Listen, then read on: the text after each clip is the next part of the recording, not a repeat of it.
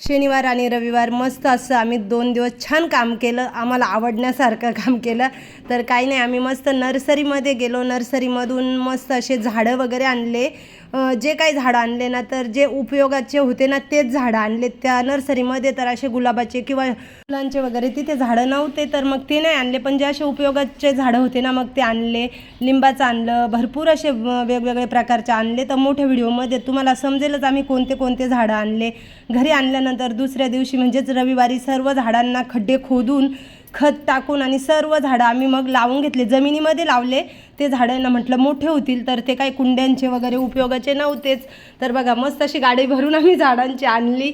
कडुलिंबाचं झाड आणायचं होतं, पण ते झाड तिथं आम्हाला काही मिळालंच नाही होतं, ते व्यवस्थित नव्हतं. मग म्हटलं ठीक आहे असो, तर पुढच्या वेळेस आणू. तर हे बघा इथे ना, हे सर्व काही यांनी मजुरांकडून खड्डे खोदून वगैरे आणि छानपैकी सर्व झाडं लावून घेतले.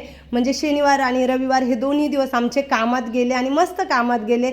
आमच्या घराच्या आजूबाजूला आम्ही मस्त असं झाडांचं वृक्षारोपण केलं. त्याच्यानंतर सर्व झाडांना पाणी घातलं.